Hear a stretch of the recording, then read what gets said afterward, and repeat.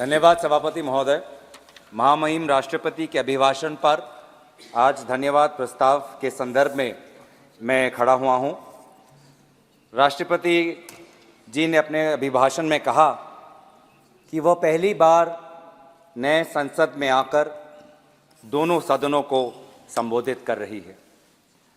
हमारे मन को ये ठेस पहुंची जब हमने ये बातें सुनी, क्योंकि ये सम्मान आदरणीय राष्ट्रपति जी को पहले ही मिल जाना चाहिए था।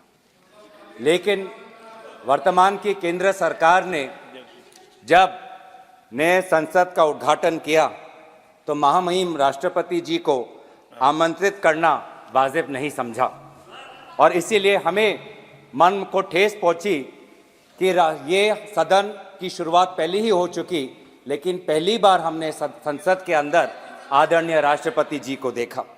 पर अब यही दुख की बात है कि नए संसद में एक नई परंपरा हमको दिख रही है, जो भारत की लोकतंत्र की परंपरा को अवहेलना करती हुई दिखाई दे रही है। आप पिछले ही सत्र का उदाहरण ले ले। पिछले ही सत्र में सदन में बेरोजगार सर बार बार ऐसे प्रकार के सदन में हमने देखा 352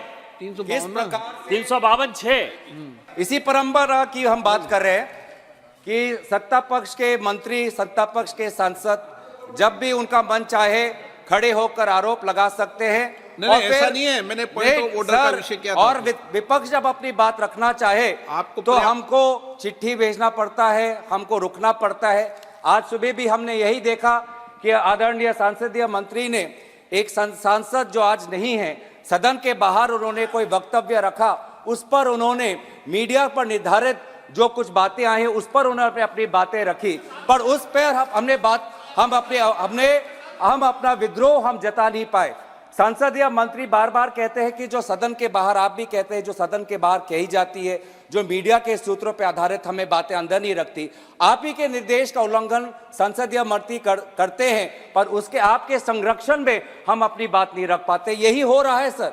पिछले सत्र में भी जब सदन में कुछ युवा बेरोजगार के नारे लगाते हुए सदन के अंदर घुसे और हमने बात उठाई, हमने जानने की कोशिश की केंद्र गृह मंत्री से कि ये घुसपैठ कैसे हुआ, तो केंद्र मंत्री ने हमारे सवालों का जवाब नहीं दिया। लेकिन उसके पश्चात लगभग 142 सांसदों को निलंबित किया गया सर। ये बहुत ये आप में भी आरोप लगा रहे हैं। ये संसद की व्यवस्था, लोकसभा की व्यवस्था, इस स्पीकर के कार्यालय का काम है। आप में भी आरोप लगा रहे हैं सर, चेयर को भी नहीं छोड़ रहे हैं सर। बहुत दुख की बात है कि जहां पे हमने केंद्र राष्ट्रपति भाषण के विषय पर, नीतियों पे, कार्यक्रम पे बोले सर। सर बहुत दुख की बात है सर। आप बहुत दुख की बात है सर। आप पहले यहाँ पे सदन पे नहीं थे जब पिछले वक्तव्य बोल रहे थे। आदरणीय राष्ट्रपति जी ने जितना लंबा भाषण दिया उससे दुगना लंबा इन दोनों ने दिया सर। उससे दुगना लंबा इन दोनों ने दिया। और किन किन विषयों पे दिया आप नहीं थे सर। मैं आशा करता आप सुनते उस समय। लेकिन हमने पिछले ही सत्र में देखा सर, हमारे संसदीय इतिहास में सबसे ये रिकॉर्ड है कि एक दिन में 146 मेंबर्स को निलंबित करना, ये हमारे संसदीय इतिहास में एक रिकॉर्ड है।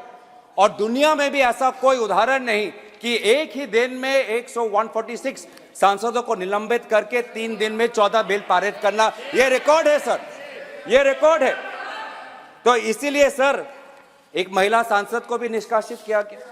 तो ये पूरे जो संसदीय जो मर्यादा है सर, बार बार हम देख रहे हैं सर। एक मिनट आप भी चुप रहो। मैं माननीय सदस्य से अपेक्षा करूंगा कि वो सदन के किसी भी निर्णय पर जो सदन ने लिया है उस पर टिप्पणी नहीं करे तो उचित रहे। बोले आप, कोई दिक्कत नहीं सर। 2014 के बाद हम इस सदन को लोकतंत्र का मंदिर के तरीके से लोकतंत्र का मंदिर कहकर हम इस सदन को सम्मानित करते हैं।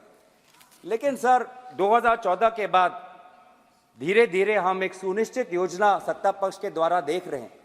अब ये सदन या ये संसद लोकतंत्र का मंदिर नहीं सर, ये एक विशेष सम्राट का जीता जागता राज दरबार धीरे धीरे बनता जा रहा है। अब महाराज एक सेकंड आप एक मिनट मानिए, आप बहुत वरिष्ठ सदस्य हैं, आप संसद पर ही आरोप लगाएं। इस संस्था में आप बैठे हैं, जिस संस्था का पवित्र सदन है, आप ही सोचे क्या बोल रहे हैं आप। नो एलिगेशन ना, आपने संसद पर सवाल उठाया, पार्लियामेंट की सिस्टम पर सवाल उठाया। नो सर मैं अपनी बात रखूं। हाँ। मैं सदन की मर्यादा और भारत की संसदीय की इतिहास की मर्यादा की संरक्षण में बोल रहा हूं। बात कर रहा हूं सत्ता पक्ष की सुनिश्चित योजना, क्योंकि जब भी यहाँ पे महाराज जब आते हैं तो सारे सांसद खड़े होकर ताली बजाते हैं, उनका जयकार होता है। जो जिस जिम्मेवारी से हम आते हैं, जिस जिम्मेवारी से हम आते हैं सर, वो जिम्मेवारी को हम भूल जाते हैं।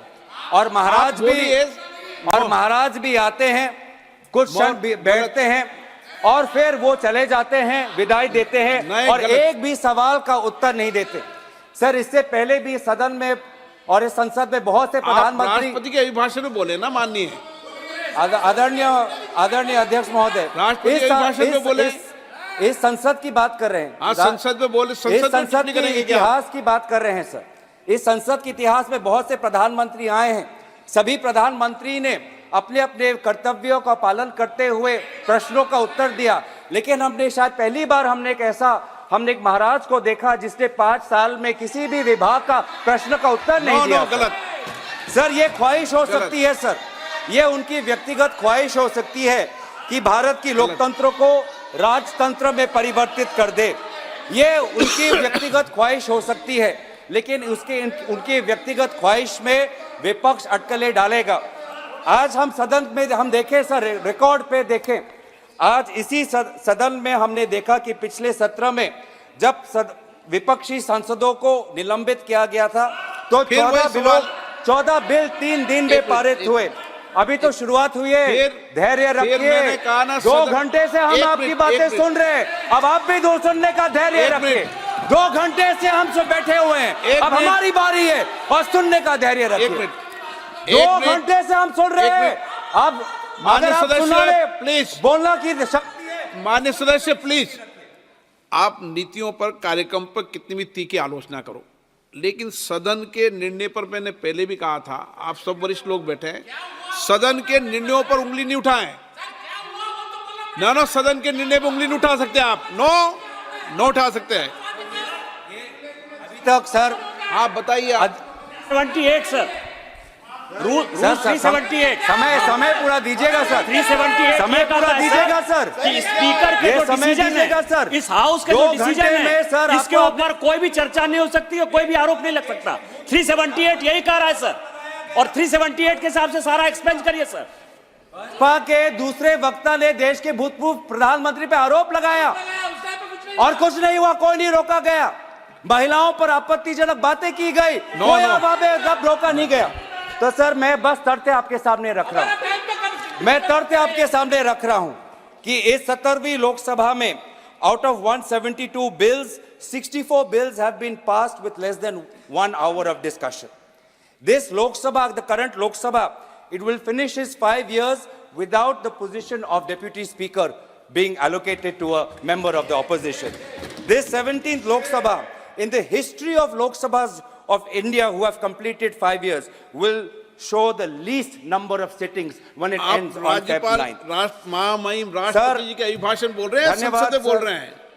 अध्यक्ष महोदय, मैं आप धन्यवाद। लोकसभा में ये जो सुनिश्चित योजना है और कि लोकतंत्र को खत्म करके बोल रहे हैं, पीठ पे भी राजतंत्र को कायम बनाना, स्पीकर के राजतंत्र को की जो एक परंपरा यहाँ पे स्थापित करने की कोशिश सत्ता पक्ष कर रही है, इस राजतंत्र को बनाने में भ्रम एक विशेष अस्त्र इनका होता है। भ्रम बहुत जरूरी है लोगों को भ्रमित करने में, और सर इसमें तो ये माहिर है। ये सरकार तो सर इवेंट मैनेजमेंट में डॉक्टरेट है, और लोग कहते हैं इवेंट मैनेजमेंट, मैं कहता हूं अटेंशन मैनेजमेंट। ये अटेंशन मैनेजमेंट में ये इन्होंने पीएचडी की है कि कैसे लोगों का ध्यान भटकाया जाए।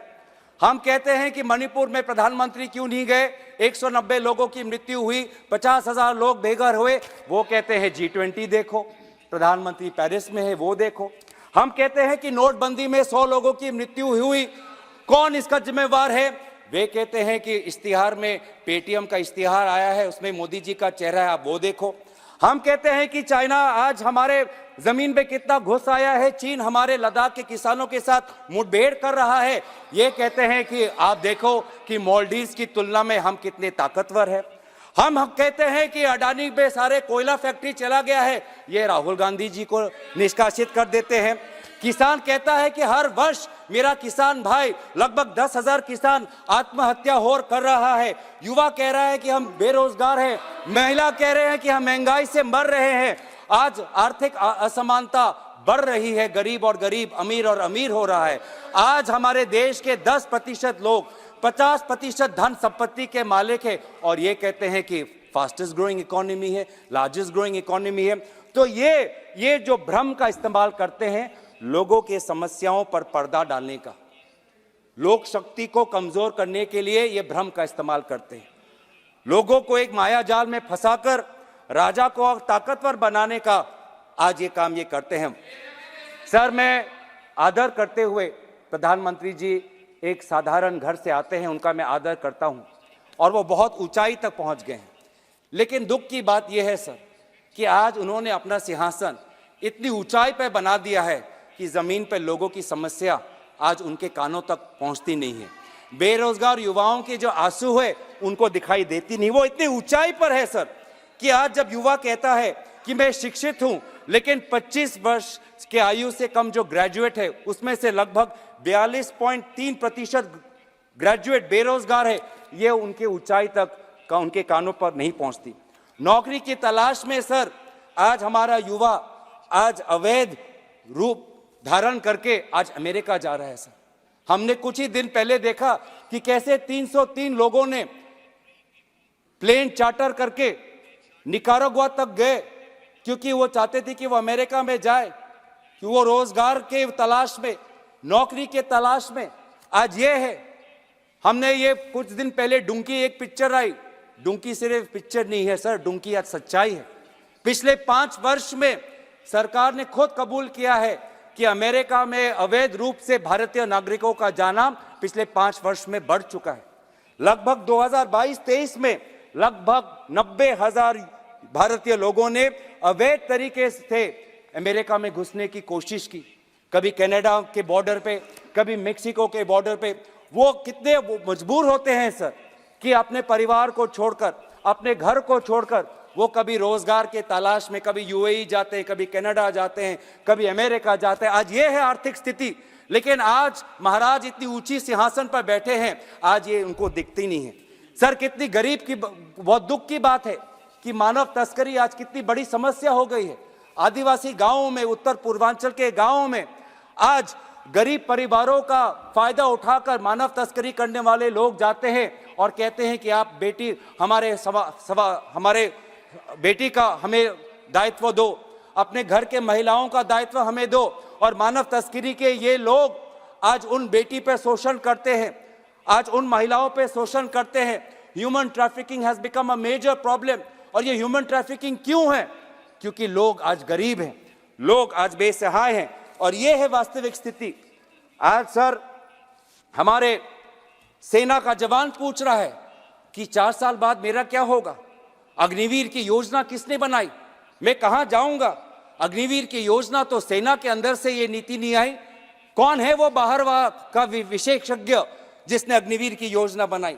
मेडिकल का छात्र आज ये बार बार ये कहते हैं कि हमने बाहर से हमने छात्राओं को हमने बचाया, लेकिन बाहर जाने की अवसर क्यों पड़ी? मेडिकल कॉलेज की ये बात करते हैं, लेकिन क्या आपको पता है सर कि आज अगर देश के अंदर एक मेडिकल के छात्रों को अगर पढ़ना है तो करोड़ों रुपए उसको फीस देना पड़ता है। करोड़ रुपए नहीं है उसके पास, इसलिए वो आज फिलीपींस जाता है, कजाकिस्तान जाता है, यूक्रेन जाता है, रशिया जाता है, चीन जाता है, क्योंकि वहां पर वही जो करोड़ों रुपए यहाँ पे जो देने पड़ते हैं मेडिकल कॉलेज में, वो वहां पे लाखों रुपए देकर वो अपना MBBS डिग्री लेके आता है। यह है वास्तविक स्थिति। महिलाएं आज पूछती है कि जब भी भारत की बेटी अन्याय के खिलाफ लड़ती है तो वो क्यों अकेली लड़ती है? क्यों बिल्किस बानो अकेली लड़ती है? क्यों बिल्किस बानो के संदर्भ में एक विशेष राज्य सरकार उनके बलात्कारियों का पक्ष लेती है? महिला खिलाड़ी पूछती है कि मैं लड़ सकती हूं, मैं लड़की हूं, लेकिन मेरे साथ तो कोई रहे, क्यों मैं अकेली पड़ गई हूं? कहां है वो व्यक्ति जो आज जब मैं पदक जीतती हूं तो मेरा स्वागत करते हैं, लेकिन आज मैं दिल्ली के सड़कों में मैं धरना दे रही हूं, पर आज मैं अकेली हूं? क्यों आज बेटी अन्याय के खिलाफ अकेली है? किसान पूछ रहा है कि आज हर किसान पर लगभग 70,000 का कर्ज उन पे है, एमएसपी को उनका कानूनी सुरक्षा नहीं मिली। प्याज का किसान आज देख रहा है कि उसको जो उचित मूल्य मिल रहा है चाहिए वो नहीं मिल रहा। किसान बोल रहा है, न्याय की मांग कर रहा है। आप लाभार्थी की बात करते हो सर, आज तो भ्रष्टाचार ऐसा हो चुका है कि लाभार्थी टैक्स एक नया शुरू हो गया है। एक लाभार्थी टैक्स, अगर आवास योजना का घर चाहिए तो पहले लाभार्थी टैक्स दो, अगर पीएम किसान में अपना नाम अगर शामिल करना है तो लाभार्थी टैक्स दो, अगर उज्ज्वला में सिलेंडर कनेक्शन चाहिए तो लाभार्थी टैक्स दो। ये है वास्तविक स्थिति, लेकिन इस स्थिति को लेकर कोई बात नहीं करते, कोई यहाँ पे इन्वेस्टिगेशन नहीं। क्यों पहले पीएम किसान संपदा में 11 करोड़ लोगों को पीएम किसान मिलता था, वो 11 करोड़ से 3 करोड़ क्यों आया? क्यों घटाव हुआ? क्या कितने सारे फर्जी वहां पे लाभार्थी थे? क्या उस पर कोई इन्वेस्टिगेशन हुआ? कोई इन्वेस्टिगेशन नहीं। सारे चीजें भूल जाते हैं और कहते हैं कि भ्रष्टाचार गायब हो गया। सबसे ज्यादा भ्रष्टाचार आपके लाभार्थियों के वितरण में हो रहा है। आज सर मैं खुश हूं कि जनता जागरूक हुई है और विपक्ष आज जनता के इस जागरण को स्वागत करती है। आजादी की लड़ाई भी एक जन आंदोलन था और आज भी अगर राजतंत्र से आजादी पानी है तो विपक्ष देश के जनता के साथ चट्टान की तरह खड़ा है। महाराज को यह पसंद नहीं, महाराज विपक्ष को कमजोर करना चाहता है।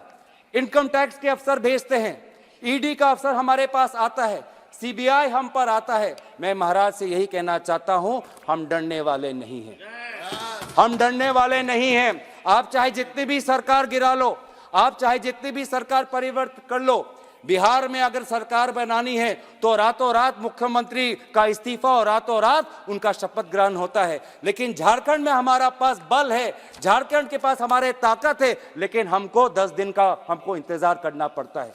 मतलब बिहार के लिए नियम अलग और झारखंड के लिए नियम अलग। इस प्रकार की बातें आज हम कर रहे हैं। सर अगर इनके खिलाफ हम लड़े, अगर इनके खिलाफ हम लड़े तो हमें जेल भेजा जाता है और अगर इनके साथ शामिल हो जाते हैं तो महाराष्ट्र में उप मुख्यमंत्री बनाया जाता है। अगर इनके साथ हम लड़े तो हम पे शारदा का टैक्स लगता है, अगर इनके साथ हम जुड़े तो असम में मुख्यमंत्री मर जानते हैं। ये है सर वॉशिंग मशीन। हम डरेंगे नहीं, हम अपना फर्ज निभाते रहेंगे, हम भारत को जोड़ेंगे, हम नफरत की बाजार में मोहब्बत की दुकान खोलेंगे, हम न्याय की लड़ाई लड़ेंगे, पिछले वर्ग और अन्य पिछड़ा वर्ग के लिए जातिगत जनगणना की लड़ाई हम लड़ेंगे।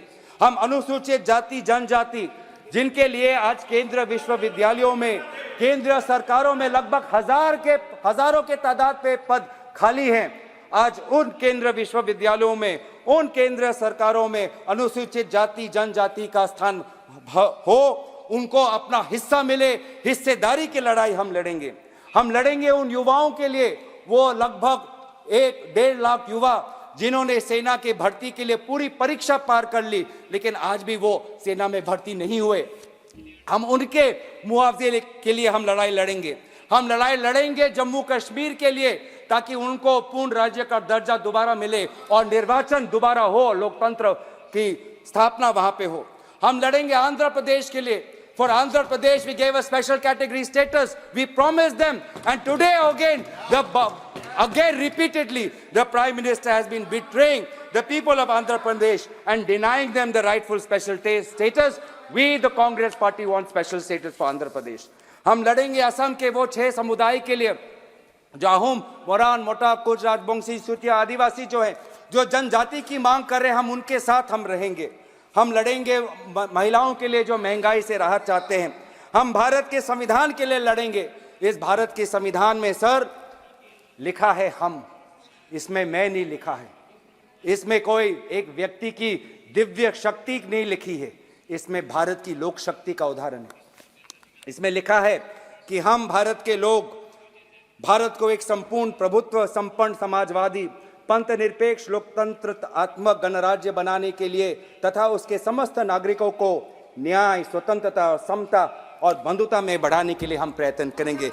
ये है इस संविधान के प्रति, क्योंकि देश सर किसी व्यक्ति के दिव्य शक्ति से नहीं, देश संविधान से बनता है, देश आम नागरिकों से बनता है, देशवासियों से देश बनता है। तो सर हम लड़ेंगे इस भारत के संविधान के लिए, हम लड़ेंगे वसुधैव कुटुंबकम की संस्कृति के लिए, हम लड़ेंगे गंगा जमुना के तहजीब के लिए। सर बहुत दुख होता है सर, आज आपके पहले भी सरकारें थी, आपके बाद भी सरकारें आएंगी, लेकिन सर शायद हमने पहली बार ऐसा देखा है कि भारतीय होने का गर्व सत्ता पक्ष सिर्फ सत्ता के मापदंड से देखती है। जब 2014 से पहले इनके पास सत्ता नहीं थी तो उनको भारतीय होने का शर्म होता था। प्रधानमंत्री जी दक्षिण कोरिया में जाकर कहते हैं कि 2014 से पहले भारत में जन्म लेना शर्मनाक बात थी। कितनी अफसोस की बात, आप देख लीजिए सर, मैं रिकॉर्ड पे डाल दूंगा, कितने अफसोस की बात है, अफसोस की बात है। लेकिन मैं संयुक्त राष्ट्र में देश के विदेश मंत्री ने क्या कहा, मैं वो पढ़ना चाहूंगा। उन्होंने कहा, इस सदन में प्रधानमंत्री सदन के नेता होते हैं, हम कोई भी टिप्पणी कोई भी बात कहें तो बिना प्रमाणित तथ्यों के सदन की गरिमा आप उनको बनाना चाहिए। सर आपका सम्मान करते हुए, और आप मुझे भी जानते हैं कि मैं कोई भी बातें बिना तथ्य के बिना सबूत के नहीं रखता, ये आपके प्रति मेरा आदर है। सर मैं आपके ही आदर करते हुए ये लोग जो 2014 से पहले भारतीय होने का गर्व नहीं महसूस करते, मैं आपके ही विदेश मंत्री की बातें जो उन्होंने संयुक्त राष्ट्र में कहा था वहां पे मैं कहना चाहूंगा। पाकिस्तान को संबोधित करते हुए कहा कि 70 वर्ष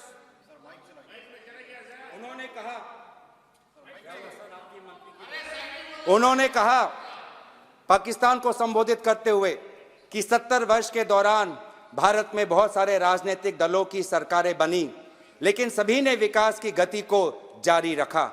हमने विश्व प्रसिद्ध इंडियन इंस्टीट्यूट ऑफ टेक्नोलॉजी बनाए, इंडियन इंस्टीट्यूट ऑफ मैनेजमेंट बनाए और all India institute of medical science जैसे बड़े अस्पताल बनाए। लेकिन आपने क्या बनाया? आपने आतंकवादी ठिकाने बनाए, टेररिस्ट कैंप बनाए। हमने स्कॉलर्स पैदा किए, इंजीनियर्स पैदा किए, डॉक्टर्स पैदा किए। आपने क्या पैदा किया? ये जो 70 वर्ष का जो विवरण किया है, ये आदरणीय सुषमा स्वराज जी ने विदेश मंत्री के पद पर रहते हुए भारत की गरिमा को उन्होंने सुरक्षित रखा। और कितनी अफसोस की बात है कि आप 2014 से पहले भारत के प्रति आपका कोई गर्व नहीं महसूस करते। सर हम भारत के होने का हम गर्व महसूस करते हैं। 2014 के पहले भी, आज भी जब हमारे पास सत्ता नहीं, आज भी हम भारतीय होने का हम गर्व महसूस करते हैं और हमेशा हम करते रहेंगे।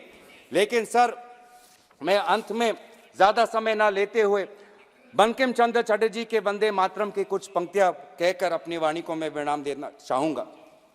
त्वम ही दुर्गा दश प्रहरण धारिणी, कमला कमल दल विहारिणी, वाणी विद्यादायिनी, नमामि त्वाम नमामि, कमलाम अमलाम अतुलाम, सुजलाम सुफलाम मातरम, वंदे मातरम। भारत कब विकसित होगा? ये कोई अंतर्राष्ट्रीय संस्था या कोई विशेष व्यक्ति नहीं। भारत तब विकसित होगा जब हम संविधान के अनुसार सामाजिक, आर्थिक और राजनीतिक न्याय सबको मिलेगा। भारत तब विकसित होगा जब विचार, अभिव्यक्ति, विश्वास, धर्म और उपासना की स्वतंत्रता सबको मिलेगी। भारत तब विकसित होगा जब प्रतिष्ठा और अवसर की समता सबको मिलेगी। तब जाके जब भारत का हर नागरिक ऐसा महसूस करेगा, तब जाके हम भारत के प्रति हम न्याय करेंगे। और अंत में हम यही कहना चाहेंगे कि हम अपने लड़ाई, भारत की लड़ाई, भारत जोड़ने की लड़ाई, भारत के नागरिकों के आम न्याय की लड़ाई हम लड़ते रहेंगे, हम डरेंगे नहीं। इन्हीं शब्दों के साथ मैं महामहिम राष्ट्रपति के अभिभाषण पर धन्यवाद प्रस्ताव में अपनी बातों को समाप्त करता हूं। धन्यवाद। जय हिंद। वंदे मातरम। TR बालू जी।